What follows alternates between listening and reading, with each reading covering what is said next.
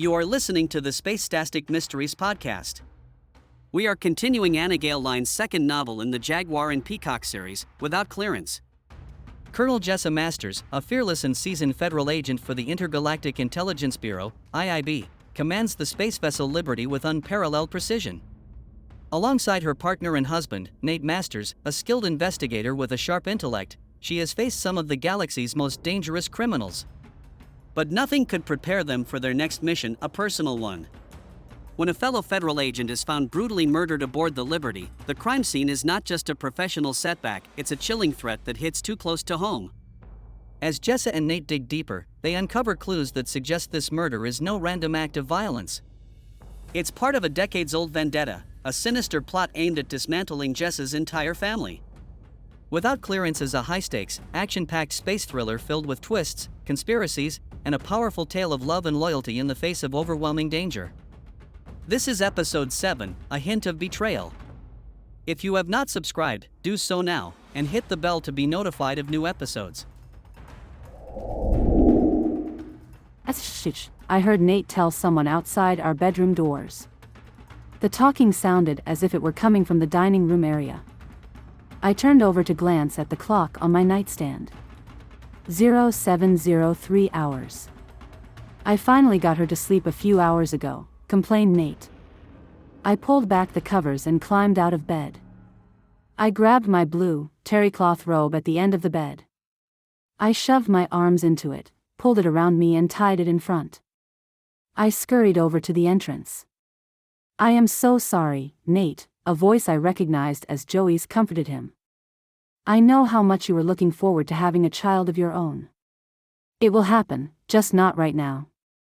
I think it is harder on Jessa than it is on me, Joe. She just lost Abigail, but she is so focused on finding Abigail's killer that she won't allow herself to heal properly." I could hear the anguish in his voice. "Remember when the boys died? All Jessa wanted to do was get out of bed and find whoever hit their car that night. For months, it was the only reason she got up in the mornings," Joey told him. "Big brother, it's the way she deals with grief. It is more than that. She's convinced that someone is after all of us, all of her family," Nate expounded. I could hear him drumming his fingers against the tabletop. "All because of some rhyming letter Brooklyn Curzon left her. You have to admit, she may be right. Someone did drug her, causing her to miscarry Abigail," Joey defended. "Jessa is not the type of person who lies around in bed when there is work to be done. Especially when her instincts are screaming. You know that. You love that about her, but you, dear brother, are allowing your grief to cloud your judgment." I walked out of the bedroom and into the hall just as Remy and Reggie came out of their bedrooms. They were already dressed for school and carried their Quan pads, which held all their schoolwork, textbooks and assignments. I put my finger to my lips. I opened up my arms, motioning them to step into my embrace. I hugged them tightly. "Have a good day at school. I love you," I whispered to them. When I released them, I overheard Reggie tell Remy matter-of-factly as they walked down the hallway to the living room, "Mom must not be feeling well. She is never in her robe at this hour. She usually has a run with Uncle Nate at 0500. Then she goes to work but comes back and has breakfast with us by 0730. Remy glanced back at me over his shoulder, concern written on his face. "Don't worry. I'm okay," I mouthed to him. With that, he fell in step with Reggie again. I ducked into the facilities, jumping into the shower. I needed to wash the previous day's events off me. If it were only that easy. After the shower, I slipped back into the master bedroom. I donned my flight coveralls as I did every morning. I slid my boots on and laced them up. Glancing at my olive complexion in the mirror, I snatched my brush from the vanity and ran it through my wet hair. I thought the flight coveralls made me look more like a colonel and less like a mother whose insides were numb from losing a child. I had to be strong. I was in command of this vessel, and I wouldn't, allow any member of my crew to see how deeply losing Abigail wounded me. I walked over to the entrance. I stood there, staring at it for a few seconds. I could stay in here all day. in the comfort of my bed with the covers over my head while I cried uncontrollably, but I couldn't. I knew that even if Nate didn't believe me, there was a person who wanted revenge on my family. And would kill my family to get it. I had to stop him, even if I had to do it alone. I took a deep breath and wiped the stray tears from my eyes before exiting the room. I marched up to my company clerk's desk.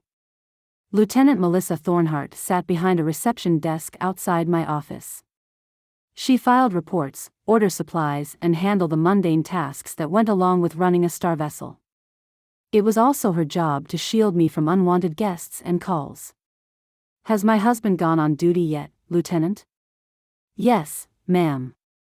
A few minutes ago." "Has he been by here yet?" "Only to check in, Colonel." "Good. I'm going to be in my office for most of the day. I don't want any interruptions. Hold all my calls and visitors, including my husband," I instructed her, walking past her to my office.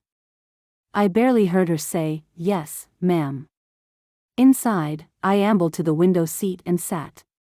Then I turned my face toward the doors. "Chip, have any of my great-grandmothers held a law enforcement position, such as police officer or federal agent, where they caught criminals and put them behind bars?" 3. Laura Madison, a federal agent, lived from 1973 to 2093. Emily Bryan, a police officer, lived from 2005 to 2095. Amanda Williams, also a police officer, lived from 2052 to 2132. Chip, how many of their combined cases involved drug rings? 352. I picked up Brooklyn Curzon's letter again, which had been carelessly left on my desk, and studied it. I read aloud, with an old grudge in tow. "Hurting your family is all she knows. The drug ring is not just a cover. Over your family, she will hover. Great-grandma made her mad. And her plan to kill your family is sad, sad, sad." Why had she used the words old and sad 3 times? That must be a clue, but to what? Maybe she meant that it was my great-great-great-grandmother. "Chip, which one of the 3 is my great-great-great-grandmother?" Federal Agent Laura Madison. "Chip, how many drug-related cases did she work on?" 89, the most famous being the case involving mob lord Sebastian Solomos. "Chip, do the Solomos family have any members living today?" "Yes." "Chip, after Laura Madison broke up the drug ring, what happened to the Solomos family?" "The Solomos were financially and professionally ruined. It has taken 3 generations to take back their territories and rise to the position the family once held. The family is now headed by Acacia Solomos." "Chip, I know that you probably can't answer me, but is it possible that Acacia Solomos wants revenge on my family after all these years?" Please rephrase question. "That's okay, Chip. Based on the ship's manifest, are there any Solomos aboard?" "No. This does not take into account those who may be related to the Solomos family or those who may have legally changed their names." Something didn't sound right. If Brooklyn Curzon was killed aboard the Liberty, her killer still had to be aboard this vessel. Where would they have got off? The Liberty hadn't made any stops in a month, according to the daily reports. And no one left the vessel when Remy arrived. I pressed my thumb to the center of my comlet and spoke into it. "Major Vincent, this is Colonel Masters. I want you to put guards around me, Nate, the kids, Joey and yourself. And I want those guards to remain out of sight. Do you understand me?" "Yes, but I don't understand why." "I thought you were," Nate said. I could tell he wasn't convinced that I was functioning with a full deck. "Major Vincent, this is important. If you don't do exactly as I say, lives will hang in the balance. And it will be your fault." After wrapping up my conversation with Colin, I stared out the window. I felt as if a Mack truck had rolled over me several times. Everything within me hurt. I felt alone, as if everyone in the galaxy had turned their backs on me. One minute my family was backing me up, helping me in any way they could. The next, they were treating me as if I should be in an insane asylum. Even Nate had betrayed me. Above all, the knife that he had stuck in my back ached the most. After the 11 years that I had called him partner, he had never acted as if I was delusional, as if I was making things up in my head. He was probably plotting at this very moment to take my commission and Intergalactic Intelligence Bureau status away from me too. "Colonel Masters, there is a call for you from," my red-haired company clerk said as her blanched face appeared on my desk's terminal screen. "I don't want to be disturbed, Lieutenant. It's General Graham." "Patch him through," I told her, walking from the window seat to my desk. I smoothed out my coveralls with my hand before sitting down in my chair. The balding man came into view on my terminal. "Peacock, I wanted to let you know that we are still looking for a lead on the antidote for CPM 203. His voice tight and filled with tension. He swallowed dryly, balling his hands into fists. He was nervous about how to deal with the subject of my miscarriage. It was the same way he acted after Ben and Joshua died. I decided to make it easy on him. "So, Graham, you heard about Abigail."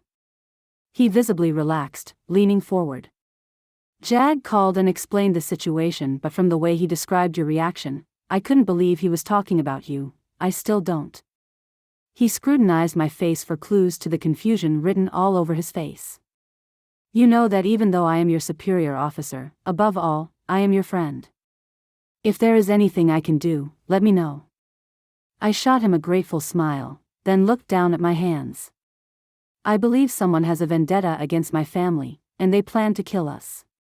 I proceeded to read him Brooklyn Curzon's letter and filled him in on the details I had discovered through Chip. "And I suspect that the Solomos family is behind the plot."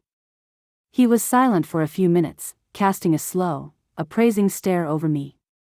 Finally, he answered, "That's the same conclusion Brooklyn Curzon came to. It's that conclusion that killed her. But I can't figure out why they drugged Elizabeth Meadows and me. Why not just kill us? And why drug Elizabeth Meadows at all?" His face grew pensive. His brows pinched together. "You may have to go this one alone," he started, unfolded his arms and inclined forward. "It is obvious from talking with Jaguar that he is having a hard time with Abigail's loss. If, at any time, you feel that his grieving is interfering with the investigation or putting you or your family in greater danger than they already are, don't hesitate to bench him. I understand. I want you to beef up the security you have guarding your family. I will send more agents to rendezvous with you." I put my hand up to stop him. "Collins' guards can handle it. I don't feel comfortable bringing any more people aboard while we are investigating Brooklyn Curzon's murder until it is absolutely necessary. You are in charge. But if you need more agents, they are at your disposal. If you need anything, you have it. All you have to do is ask," Graham assured me, casting me a sad smile. "And be careful. I don't want you or your family to get hurt." With that, the screen went blank. I fingered the letter again, rereading it over and over again until the words in front of me blurred. "What do you mean she doesn't want to see me?" I heard Nate yell outside my office doors. "I'm her husband." Had I not known that Nate never touched alcohol, I might have thought that he dipped into the eggnog a little early this year. "I am sorry." She left specific instructions that she was to have no visitors, including you, Lieutenant Thornhart countered. I stood up, turned the corner of my desk and headed to the doors. The entrance slid open, and I leaned in the doorway. "It's okay, Lieutenant, I will see him." He turned and gave Thornhart a smug look as he waltzed into my office. I rolled my eyes in her direction. I caught her chuckling as I went back into my office. Thank you for listening to the Space Stastic Mysteries podcast.